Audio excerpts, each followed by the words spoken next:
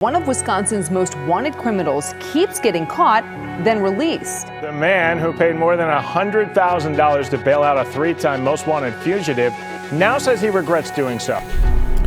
Welcome back to another episode of Tru-Street TV, where we cover everything street related. Hit that like, subscribe, notification bell. Let's get right into it. Today's story brings us to Milwaukee, Wisconsin. And yes, before you ask, it does go down in Milwaukee. Sadly, Milwaukee is ranked 13th in the country in homicide rate. But if you're familiar with Milwaukee street culture, this doesn't surprise you. Cheap ass nigga. Fucked up ass nigga. Leaking ass nigga. You need a mop. Now, the man who brings us here today goes by the name of Kenneth Twyman. The 26-year-old Milwaukee native went viral in 2022 after Fox News did a report on him catching multiple cases and being able to make the high cash bail every time. Now, in other hoods across the country, it's probably not that common that street guys will be able to post such large cash bails, but Milwaukee's a little bit different. Milwaukee is the ghetto, so you know what would come with the ghetto. Come with daddies dying, it come with daddies going to jail, it come with motherfuckers just basically trying to raise theyself around that motherfucker. Then the image is portrayed to be like they're like, okay, you in Chicago, maybe you a killer. You in Atlanta, maybe you want to scam or something like that. But the image is portrayed to be like, man, you gotta be a trapper, you gotta be a big hustler around that motherfucker. Twyman would fully embrace the Milwaukee street culture and begin hustling at an early age. He would end up being very popular and respected in the streets with the reputation of getting money. As we know, this usually doesn't end well, and Twyman's downfall would begin in 2018 when he took police on a high-speed chase. In 2018, police say Twyman led them on a high-speed chase, crashed into an SUV with a mother and 3 young children inside, then ran off into the darkness. Although Twyman got away on foot, he left behind drugs, guns, and his cell phones in the car. In one of the phones, police discovered a video of Twyman shooting a Glock with a switch attached out of the window of his car. That would spark outrage in the Milwaukee community, and at only 19 years old, Kenneth would make his first appearance on Wisconsin's Most Wanted. U.S. Marshals are asking for your help locating this 19-year-old Milwaukee man. Twyman knew he had to lay low after this incident and would spend some time in Arkansas before being tracked down by U.S. Marshals and brought back to Wisconsin to face his charges. So this is March of 2019. Twyman would see a Wisconsin courtroom and be charged with 5 felonies stemming from the high-speed chase in the previous year. The judge would place a $3,000 cash bail on Twyman, which the prosecutor felt was way too low. The state would put in a request for a bond increase, which would be denied in court, giving Twyman the opportunity to post bail and be back in the streets a few months later in June of 2019, where he would continue fighting the case and staying out of trouble. Up until July of 2021, he was charged with possession of THC and bail jumping out of Waukesha. He was then released again on a signature bond. Now, I know you're probably thinking what I'm thinking. Twyman is facing serious felonies and is out on multiple bonds. He's gonna lay low and stay out of the streets, right? Well, not exactly, because not only are the drug users considered addicts as they'll go through great lengths just to get a high, a drug dealer is just as addicted to the fast money and the lifestyle that comes with it. Rollie, race, pace, G's on me, nigga, blue faces, 50s too, pink heads, pink eye, pop it, pink tans, all on the news, slap the jacket, paid $2,200 for this damn jacket, 15 G's when a nigga jacket, big V8 motor when a nigga stabbing, but I'm shooting to my package, try to box me in on baseline, but I got past him. It's so hot, burning up these damn woods, I smoking up the spot. I'm just trying to catch my hands up, please don't call it cops. Pockets look so damn stiff like I just carry rocks. But I'm not, little bitch, these are knots. Nah, that ain't it, y'all.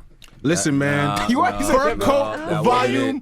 Twyman will be released on a signature bond July 27th of 2021 and will go right back to selling drugs, fully indulged in the fast lifestyle. He would once again skip court, leading to an arrest warrant and the U.S. Marshals kicking in the door of his mother's apartment. Inside, they would find a stolen Glock, around $4,000, a large amount of weed, and he would shortly after be released on another cash bond, this time $7,500. I am going to follow the state's recommendation to set the $7,500 cash. That's a pretty substantial amount of bail, right? $7,500? Yeah. 4 days later, I don't want to be on that camera. this man, who identified himself as a family member of Twyman's, paid $7,500. Twyman would have a family member bond him out for these new charges and would be released January 12th of 2022, setting Twyman at a total of $12,500 posted in bond money. To most people, this would be a deterrent to commit more crimes, but Kenny was already knee-deep in the streets and had no plan of letting up. This brings us to a Thursday, April 14, 2022. Around 11:30 p.m., Milwaukee police were dispatched to a local Quick Mart with reports of a shooting.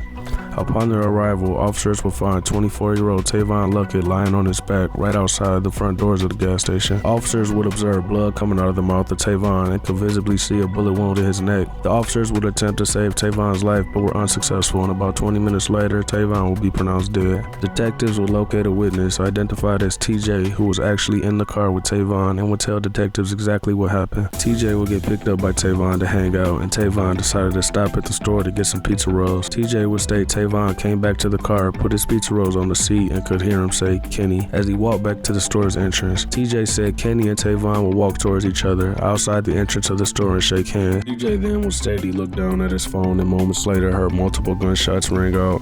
He would duck down and then look out of the car's window, seeing Tavon lying on the ground and Kenny standing a few feet away from him with the gun in his hand. He would also state he seen Twyman jump into a gray Infiniti, which would speed off into the night. He would call 911 to report his friend being shot, and the next day would pick Twyman out of a photo lineup, identifying him as the shooter. Twyman, knowing he just made a huge mistake, would go on the run and hire the best legal counsel he could find in Wisconsin, a lawyer named Mark Richards, who gained massive popularity after representing Kyle Rittenhouse after he was charged with murder for the event known as the Kenosha Unrest shooting. Following the highly criticized police shooting of Jacob Blake, Kyle would be acquitted on all the charges, leading him to walk free and leading Mark Richards to be one of, if not the most famous defense lawyers in Southeast Wisconsin. Mark Richards talking right now, Kyle Rittenhouse's attorney. Let's listen in.